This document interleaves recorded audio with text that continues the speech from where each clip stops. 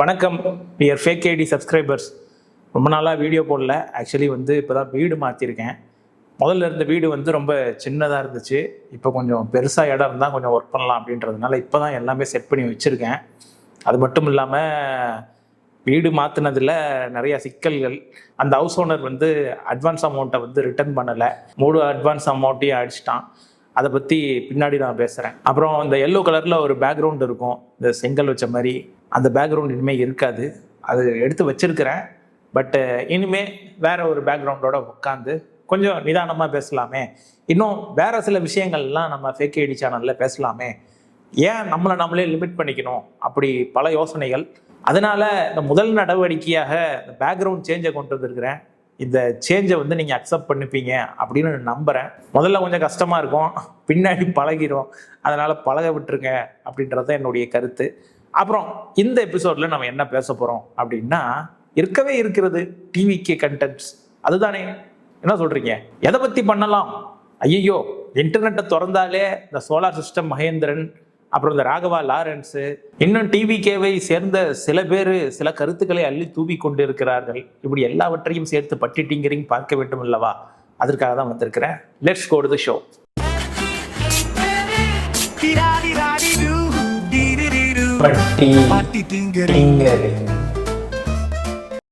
என்ன சொல்லுகிறார் solar star Mahendran? பார்த்து விடுவோமா? கரண்ட் போதா? எல்லாருக்கும் கரண்ட் நைட் ஆனா கரண்ட் போதா? எல்லார் வீட்லயும் கரண்ட் போதா? சிரிச்சுக்கிட்டே தான் வரேன். சோலார் சிஸ்டம்னு ஒண்ணு கண்டுபிடிச்சானுங்க, யாராவது ட்ரை பண்ணீங்களா? சோலார் சிஸ்டம்னு ஒண்ணு கண்டுபிடிச்சாங்க, மில்கி வே கேலக்சின்னு ஒண்ணு கண்டுபிடிச்சாங்க, ஆண்ட்ரோமிடா கேலக்சின்னு ஒண்ணு கண்டுபிடிச்சாங்க.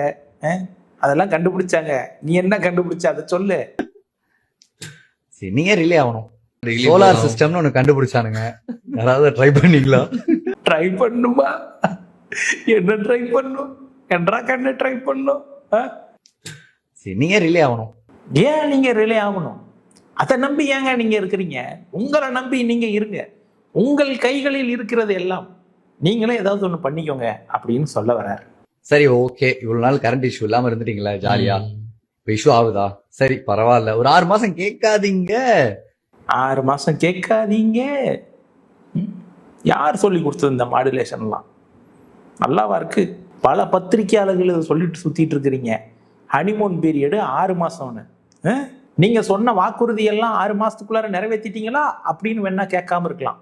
இதெல்லாம் அத்தியாவசியம். எங்க கரண்ட்டு, தண்ணி, போக்குவரத்து, இப்படி பல விஷயங்கள் இதெல்லாம் அத்தியாவசியம்.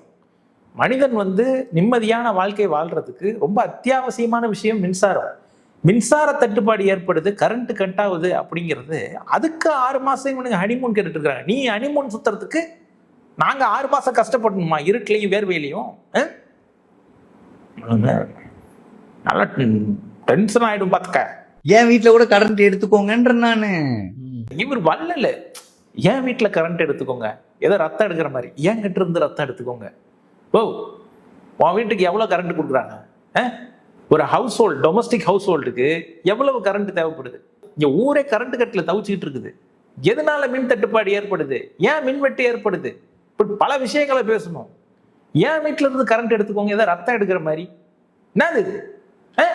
எனக்கு இந்த சோலார்ல இருந்து எப்படி வெயில இருந்து ஒரு 2 வயரை வச்சு ஒரு 2 மோட்டரை வச்சு எப்படி ஃபேனை கிரியேட் பண்ணி எனக்கு தெரியும். நான் பண்ணிக்கிறேன் ஜாலியா. ஓகே. இந்த மோட்டர் எது? டிசி மோட்டர் விற்பாங்களே கடையில. எதுக்கு ஸ்கூல் பசங்க ப்ராஜெக்ட் பண்றதுக்கு டிசி மோட்டர் விற்பாங்கல்ல, அதை சொல்லிட்டு இருக்கு. எப்பா, சோலார் எனர்ஜில இருந்து எவ்வளவு மின் எடுக்க முடியும்? அதுக்கு எவ்வளவு செலவாகும்? ஒரு சோலார் பேனலினுடைய விலை என்ன? இதெல்லாம் உனக்கு தெரியுமா? தேவையில்லாத பேசிக்கிட்டு இருக்காத. லாஜிக்கா பேசு. சும்மா பேசணும்னு பேசிக்கிட்டு இருக்காத. சரி, நான் பேசுறது ஃபன்னியா உங்களுக்கு தெரியும். ரொம்ப ஃபன்னியா இருக்குமா? ரொம்ப ஃபன்னியா இருக்கு நீ பேசுறது. ஆனா எரிச்சலா இருக்கு. ஏன் எரிச்சலா இருக்கு தெரியுமா? மின்வெட்டு பிரச்சனைனால மக்கள் அவதிக்குள்ளாகிறாங்க அப்படின்னு பொதுவா நம்ம பாக்குறோம். ஆனா ஹாஸ்பிட்டல்ல ஐசியூ வார்டில் இருக்கிறவங்கலாம் எவ்வளவு மன உளைச்சலுக்கு ஆளாவாங்க யோசிச்சு பாருங்க. சும்மா கூகுளில் சர்ச் பண்ணி பாருங்க. மின்வெட்டுனால ஹாஸ்பிட்டல்ல ஏதாவது சிக்கல் இருக்கா அப்படின்னு பார்த்தீங்கன்னா ஏகப்பட்ட வீடியோக்கள் வலம் வந்தது. மின்வெட்டு பிரச்சனையினால இப்படிப்பட்ட அவதிக்கு உள்ளாகிறாங்க. அதுவும் முக்கியமாக ஐசியூ வார்டில் அட்மிட் செய்யப்பட்ட பேஷண்ட்டுகளினுடைய உறவினர்கள் ரொம்ப பதற்றத்துக்கு உள்ளாகிறாங்க இப்படி பல விஷயங்கள் செய்தியில போகுது. இப்படி எவ்வளவு பேர் ஹாஸ்பிட்டல்ல கஷ்டப்பட்டு இருப்பாங்க, ஐசி வார்டில் எவ்வளவு பேர் பதட்டத்துக்கு உள்ளாவாங்க, யோசிச்சு பாருங்க. நமக்கெல்லாம் அப்படி இருக்குது. பட் மகேந்திரனை பொறுத்த வரைக்கும் 6 மாசம் கேட்காதீங்க.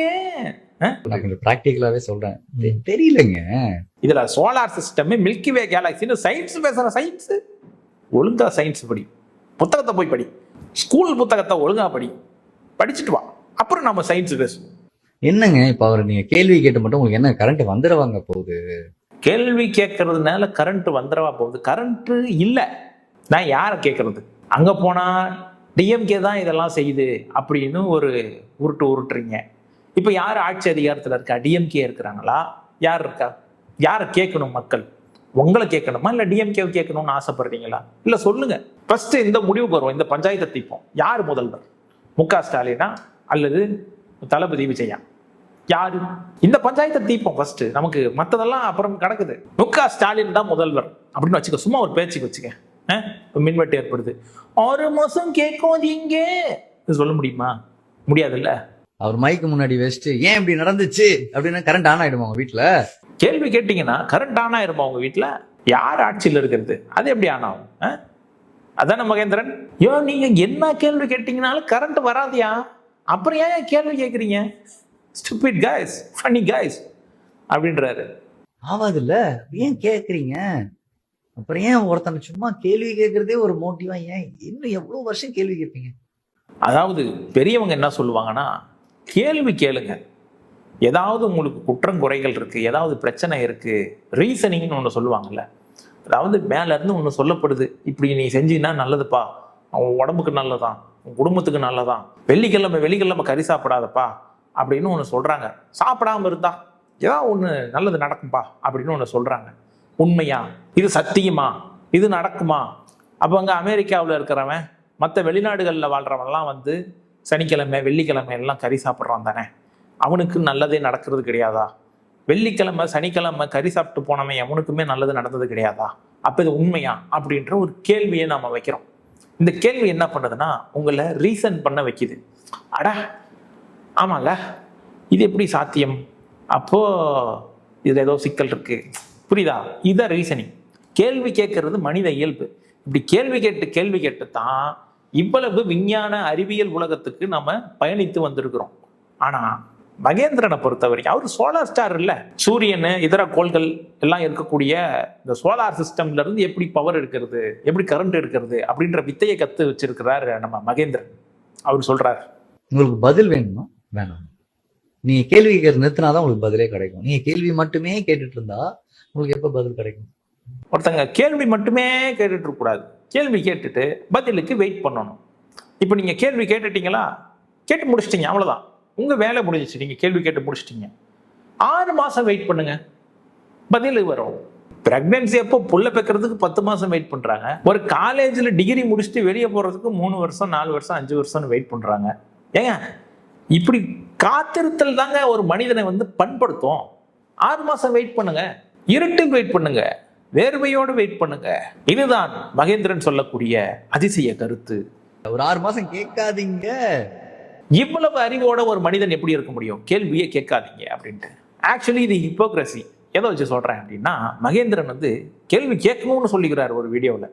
நம்மளுக்கு பிரச்சனை வந்தால் நம்ம தான் ஃபேஸ் பண்ணணும், நம்ம தான் இறங்கி என்னன்னு கேட்கணும். இன்னைக்கு நீங்கள் எல்லாருமே இதை செஞ்சுக்கிட்டு இருக்கீங்க.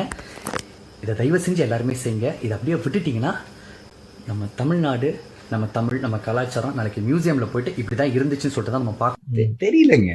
அப்படியெல்லாம் பேசிட்டு இப்படியெல்லாம் ஏன் உருட்டுவானே, ஏன் இப்படி? இதுக்கு சிம்பிளான எக்ஸ்பிளனேஷன் தான். கதாநாயக வழிபாடு. கதாநாயக வழிபாடுன்னு எடுத்துக்கலாம், இல்லை ஏதோ ஒரு தலைவரை வந்து தலையில தூக்கி வச்சுக்கிட்டு டெமோகாக் மாதிரி அவங்க சிம்பலைஸ் பண்ணிக்கிட்டு அவங்கள வழிபடுறது, அதனால ஏற்படக்கூடிய சிக்கல் தான் இதெல்லாம். விஜய் இடத்துல வேற யார் இருந்திருந்தாலும் நம்மளால ஈஸியா கேள்வியை முன்வைக்க முடியும்.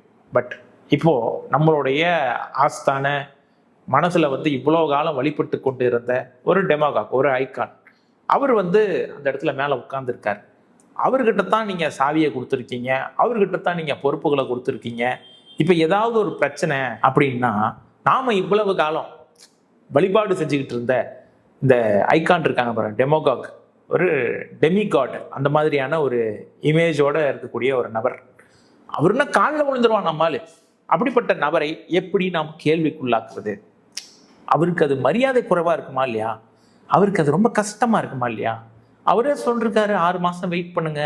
அவரே அப்படி சொல்றப்போ நாம ஏன் வந்து அதை ஒரு வாட்டி காது கொடுத்து கேட்கக்கூடாது? 6 மாதம் வெயிட் பண்ணுவது அப்படி ஒன்றும் ரொம்ப மோசமான காரியம் இல்லை. தாராளமாக நீங்கள் வெயிட் பண்ணலாம். ஸோ இப்படி ஒரு மனிதனின் மீது வைத்திருக்கிற அதீத பற்று, இந்த கதாநாயக வழிபாடு, அதனால தான் அப்படி பேசின மகேந்திரன் இப்போ இப்படி பேசியிருக்கார். ஒரு 6 மாசம் கேட்காதீங்க. ஆக்சுவலி இந்த கேள்வி யாரிடம் முன்வைக்கப்பட்டது? ஆளும் அரசிடம், முதல்வர் விஜயிடம். ஆனால் நடுவில் குதிச்சு அடி வாங்குறது யாரு? இந்த கிளவுனு. இப்போ நான் என்ன சொல்றேன்னா, இந்த மாதிரியான கிளவுன் வந்து குதிச்சு அடி வாங்குறதுனால இந்த ஹனிமூன் பீரியடில் இந்த ஹனிமூன் பீரியடு அது நல்லா ஜம்முன்னு இருக்கு. அதுக்குள்ளார அடுத்தது ராகவா லாரன்ஸ் என்ன சொல்றாரு? போன பெருசா சார் தெரியும் நம்மளுக்கு. ஸோ அந்த மாதிரி ஒரு வீட்டுக்கு போறதுக்கே அப்படி இருக்கு. ரோட்ல இருக்கிற தெருநாய் கூட நம்மளை பார்த்தா கத்தும்,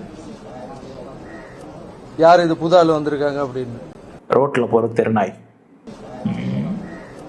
யார் இது புது ஆள் வந்திருக்காங்க அப்படின்னு. அந்த தெருநாய் இருக்குல்ல, அதுக்கு பிடிச்ச பிஸ்கெட் போடணும். ஒரு சில தெருநாய்ங்கெல்லாம் பாத்தீங்கன்னா பிஸ்கெட் சாப்பிடாது, பிரியாணி தான் சாப்பிடும், நான்வெஜ் தான் சாப்பிடும். இது எந்த நாய் சொல்றது சொல்லுங்க? ரோட்ல இருக்கிற தெருநாய் கூட நம்மளை பார்த்தா கத்தும். தெருநாய், நாமெல்லாம் தெருநாய். அதாவது ராகவா லாரன்ஸ் மாதிரி யாராவது வராங்க, இல்லை முதல்வர் விஜயே வந்து அரசியலுக்கு வராரு, இல்லை ஏதாவது ஒரு கருத்தை சொல்றாரு, அதுக்கு எதிர்கருத்துன்னு ஒன்று இருக்கு. டெமோக்ரஸின்றது அப்படிதான், ஒரு கருத்துன்னு ஒன்று இருக்கு. இப்போ நாமெல்லாம் பெரியாரிஸ்ட், புரியுதுங்களா? எல்லாருமே பெரியாரிஸ்டா இருக்கிறதுக்கு வாய்ப்பு கிடையாது. இப்போ நாம ஒரு கருத்தை சொல்றோம், தீபாவளி பண்டிகையெல்லாம் இப்படிப்பட்டதுரா, இந்து மதத்தில் இப்படிப்பட்ட விஷயங்கள்லாம் இருக்குது, சனாதன தர்மம் அப்படின்னு சொல்றாங்களே, அதை பத்தி உங்களுக்கு தெரியுமா? அதுல இருக்கக்கூடிய இன்இக்வாலிட்டி, இந்த மாதிரியான பிரச்சனையெல்லாம் இருக்கு அப்படின்னு நம்ம பேசுறோம். இது ஒரு கருத்து, நாம கருத்தை முன்வைக்கிறோம். இதுக்கு எதிர்கருத்துன்னு ஒன்று வரும்ல. அந்த மாதிரி எதிர்கருத்து சொல்றவங்கள, ரோட்ல போற நாய், நீங்கள்லாம் தெருநாய். ரோட்ல ஒரு ஆள் புதுசா போனா எப்படி தெருநாயை வந்து குலைக்குதோ அந்த மாதிரி நீங்க குலைக்கிறீங்க. அதனால உங்களுக்கு பிஸ்கெட்டு போற இந்த மாதிரி உங்களுக்குலாம் பார்த்து பார்த்து செஞ்சுட்டு போய் அப்படின்னு பேசுறது. அப்படின்னு எந்த நாய் சொல்றது? அப்படின்னு ஏதோ ஒரு நாய் சொல்லியிருக்குது. மாஸ்டர் ராகவா லாரன்ஸ் வந்து ஏதோ ஒரு நாய் சொல்லியிருக்குல்ல, அந்த நாய் சொன்னதை வந்து ஒரு கருத்தாக நம்பிக்கொண்டு அந்த கருத்தை வந்து பதிவு செய்திருக்கிறார். இது வந்து ட்ரோல் ஆகுது, கண்டனத்துக்குள்ளாகுது. நான் ஏற்கனவே சொன்ன மாதிரி யாரை நம்பி மக்கள் டிவி கேட்க ஓட்டு போட்டாங்க? முதல்வர் விஜய். சரி, விஜய் கிட்ட நாம கேள்வியை முன்வைக்கிறோம். ஆனா இடையில விழுந்து அடி வாங்குறது யாரு? த கிளவுன். யாரு கிளவுன்? இப்படி ஏகப்பட்ட கிளவுன்கள் வந்து வருவாங்க போவாங்க, திடீர்னு இந்த மாதிரியான குதர்க்கங்களை விளைவிப்பாங்க. அதனால ஒட்டுமொத்த இன்டர்நெட்டும் கிடைச்சதுனா ஒரு கிளவுனு அப்படின்னு இறங்கி அடிச்சு துவம்சம் பண்ணிடுறது. பட் இதெல்லாம் நடந்து கொண்டு இருக்கும் வேளையில் நல்ல ஹனிமூன் பீரியடை ஜம்முன்னு என்ஜாய் பண்ணிக்கிட்டு இருக்காரு நம்ம தலைவர். சரி விடுங்க, இவங்கெல்லாம் வந்து செலிபிரிட்டிஸ், இவங்க ஏதாவது ஒன்றத்தை வந்து கண்டதை பேசினால் அது வந்து வைரலாகும், இல்லை அதை ட்ரோலுக்குள்ளாகும். பொதுமக்களாக இருக்கிறவர்கள் எலெக்ஷனுக்கு முன்னாடி என்னென்னலாம் பேசினாங்க, அது எப்படிலாம் ட்ரோல் ஆச்சு அப்படின்றதெல்லாம் கடந்த காலத்தில் நம்ம பார்த்தோம். அந்த மாதிரி 2 வீடியோ மாட்டிக்குது, பார்ப்போம். நிறைய சேஞ்சஸ். இத வந்து என்ன சொல்றதுன்னா, இவ்வளவு சீக்கிரத்துல இவ்வளவு மாற்றங்கள். ஒரு ஆஃப்டர் ஆல் நாங்க இப்ப பாத்தீங்கன்னா ஒரு எம்ப்ளாய்மெண்ட் ஆபீஸ்ல நாங்க அன்னைக்கு போறோம். அப்ப ஒருத்தர் சொல்றாரு, இதெல்லாம் கண்ணாமண்ணான்னு இருக்கு, சிஎம் என்னைக்கு வந்து முகமுடி போட்டுட்டு வந்து இதெல்லாம் பார்க்க போறாருன்னு தெரியலன்னு. Wait a minute. அப்ப ஒருத்தர் சொல்றாரு, இதெல்லாம் கண்ணாமண்ணான்னு இருக்கு, சிஎம் என்னைக்கு வந்து முகமுடி போட்டுட்டு வந்து இதெல்லாம் பார்க்க போறாருன்னு தெரியலன்னு. சிஎம்மும் முகமூடி போட்டுட்டு வந்து இதெல்லாம் பாக்குறாரா? என்னங்க சொல்றீங்க? உண்மையா? முகமூடி போட்டு வந்தா அவர் தான் சிஎம்னு எப்படி கண்டுபிடிப்பீங்க? சாரி, சும்மா ஒரு சந்தேகம் கேட்டேன். முகமூடி போட்டு வந்து அவர் பார்த்துட்டு போயிடுறாரு. அந்த ஒரு பயம் வந்திருக்கு பாத்தீங்களா, அதுதான் புரட்சி. நான் மேற்கொண்டு பேச விரும்பல. ஒரே ஒரு விஷயத்தை மட்டும் சொல்லுங்க, இதெல்லாம் உங்களுக்கு யார் சொல்றது? இதை சொல்றவங்க யார்? இந்த மாதிரியான கருத்துக்கள்லாம் உங்ககிட்ட உங்க காதுகளில் பதிய வைப்பது யார்? பிரச்சனை வேணாம், உங்களுக்கும் வேணாம் எனக்கும் வேணாம். நேரடியாக அவங்க கிட்ட நான் டீல் பண்ணிக்கிறேன். ஆளை மட்டும் சொல்லுங்க, அவங்கள பாத்துக்கிறேன். அதுதான் புரட்சி. புரட்சி. நெக்ஸ்ட், நம்ம வேலையை தான் பாக்குறாரு. நம்ம அது கொலைன்றது அதையும் அவர் பார்த்துக்கிட்டு தான் இருக்காரு. பார்த்துக்கிட்டு இருக்காரா? நிறைய இடத்துல அவர் நைட்ல போய் ரைடு பண்றாரு. ஏன்னா நாங்க வியாபாரம் பண்றோங்க, எங்களுக்கு தெரியும். நைட்ல போய் ரைடு பண்றாரா?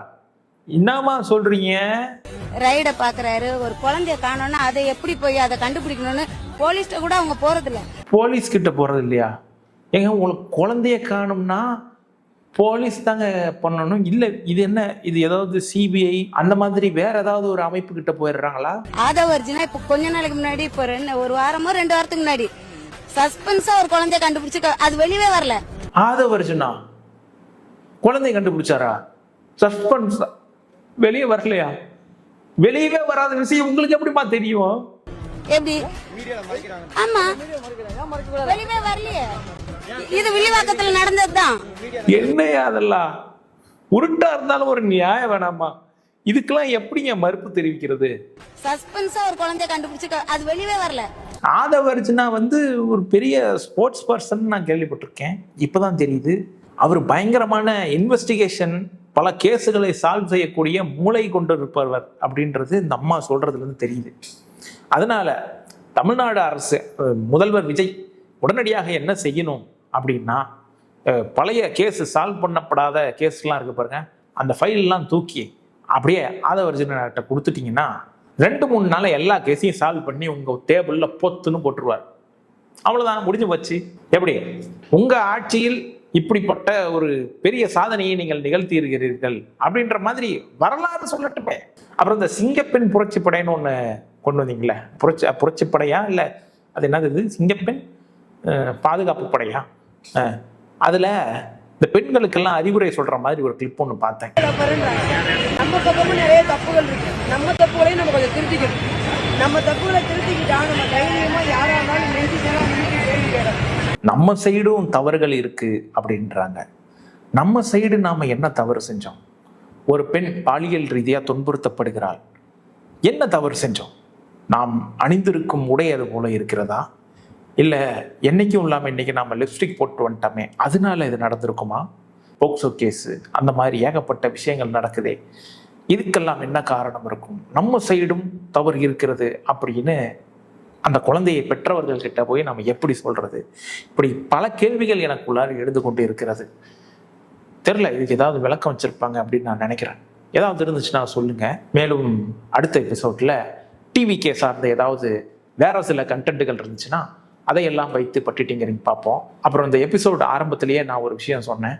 இந்த மாதிரி கடந்த ஹவுஸ் ஓனர் பெரிய ஸ்கேம் பண்ணி என்னுடைய அட்வான்ஸ் அமௌண்ட்ல வெறும் 250 ரூபா ரிட்டர்ன் பண்றேன்றான் சொல்லியிருக்கான். இன்னும் ரிட்டர்ன் பண்ணல. அதை பத்தி ஃபேஸ்புக்ல, இன்ஸ்டாகிராம்ல ஒரு பதிவு ஒன்று போட்டேன். அதுக்கு சில கமெண்ட்டுகள் வந்தது. சரி, இந்த விஷயத்தை ஏன் நம்ம பொது வெளியில பேசக்கூடாது அப்படின்னு சொல்லிட்டு அதை வைத்து ஒரு பாட்காஸ்ட் ஒன்று பண்ணியிருக்கேன். ஸ்பாட்டிஃபைல அந்த பாட்காஸ்ட் இருக்கு. பாட்காஸ்ட் லிங்க் டிஸ்கிரிப்ஷன்ல கொடுக்குறேன், அதை கேளுங்க. இப்படி வேற சில விஷயங்கள் எல்லாத்தையுமே நம்ம பொதுவெளியில இந்த மாதிரி யூடியூப் மூலமாவோ அல்லது இன்ஸ்டாகிராம் மூலமாவோ அல்லது இந்த ஸ்பாட்டிஃபை பாட்காஸ்ட் மூலமாவோ நம்ம பேசுவோமே அப்படின்னு எனக்கு தோணு இருக்கு. உங்களுடைய கருத்துக்களை கீழே கமெண்ட் செக்ஷன்ல சொல்லுங்க.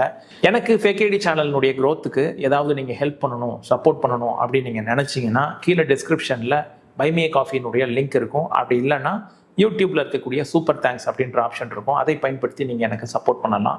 அப்படி இல்லைனாலும் இந்த பை மீ காஃபினுடைய QR கோடுக்கு தரேன், அதை ஸ்கேன் பண்ணி நீங்க நேராக பை மீ காஃபி போயிட்டு அது மூலமா எனக்கு சப்போர்ட் அனுப்பலாம். அப்படி இல்லைனாலும் UPI QR கோடுக்கு தரேன், அதை பயன்படுத்தியும் நீங்க எனக்கு சப்போர்ட் பண்ணலாம். அடுத்த முறை மீண்டும் வேற ஒரு நல்ல கண்டென்ட்டோட உங்களை சந்திக்கிறேன். நன்றி, வணக்கம்.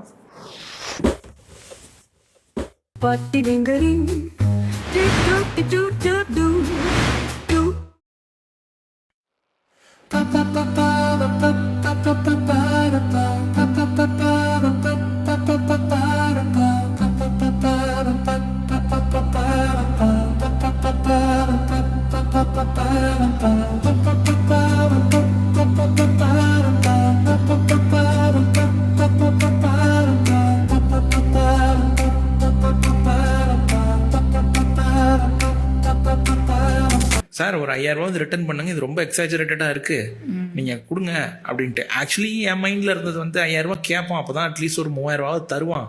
அவன் வேணாம் விடு, நமக்கு ரொம்ப பட்டுட்டோம், ஓகே அவன் ஏதோ ஒன்று பண்ணிக்கிட்டோம், ஒரு 3000 ரூபாவது கைக்கு வரட்டும் அப்படின்றதுனால கேட்குறோம். அவன் அதுக்கு ஒன்னே குதிக்கிறான். இந்த மாதிரி அது உடைச்சிட்டு போயிட்டீங்க, இது உடைச்சிட்டு போயிட்டீங்க அப்படின்ட்டு. உடைச்சிட்டு போனதை பற்றி ஏதாவது அதில் மெசேஜ் பண்ணியிருக்கானா பாருங்க அவன். உடைச்சதுக்கு அங்க என்ன இருக்கு உடைக்கிறதுக்குன்னு எனக்கு தெரியல. உடைச்சதுன்னா இல்லைடா, தான் உடைச்சு எடுத்துட்டு போனோம். நான் என்ன சொல்கிறேன்னா, இப்போ ஒரு பாத்ரூம் உடைச்சிட்டிங்க, கதவை உடைச்சிட்டிங்க, இல்லை கிளாஸட்டை உடைச்சிட்டிங்க, இப்படி ஏதோ ஒன்று சொல்லிட்டு பைப் உடைச்சிட்டிங்க, ஏதோ ஒன்று சொல்லிட்டோம். ஒரு ஹவுஸ் ஓனரா உங்ககிட்ட நான் கேட்குறேன், டிடெக்ட் பண்ணிக்கிட்டு அந்த கணக்கு மட்டும் எனக்கு சொல்லுங்கன்னு தான் தெளிவாக தான் கேட்குறேன். நீ பண்ணிக்க வேணான்னு சொல்ல. அப்போ நீ ஒரு கணக்கு சொல்கிற, கணக்கு சொல்லிட்டு அதில் 250 ரூபா பேலன்ஸுங்கிற. நான் வந்து கணக்கு கேட்குறப்போ இதில் வந்து சார் இது ரொம்ப எக்ஸாஜரேட்டடாக இருக்குன்னு கேட்குறப்போ நீ என்ன பண்ணுற, வேற ஒரு ஸ்டோரியை கொண்டு வர. அப்போ என்ன, நீ நேர்மையா இல்லை? உன்னை பொறுத்த வரைக்கும் நீ அந்த காசை கொடுக்க மாட்ட. அதை தான் டிஃப்ரெண்ட் மாடுலேஷன்ல சொல்ற. கடைசியாக என்ன பாயிண்ட்டுக்கு வந்துட்டான் அவன்? கடைசியா வந்து நீங்க கல்யாணம் பண்ணுவீங்க,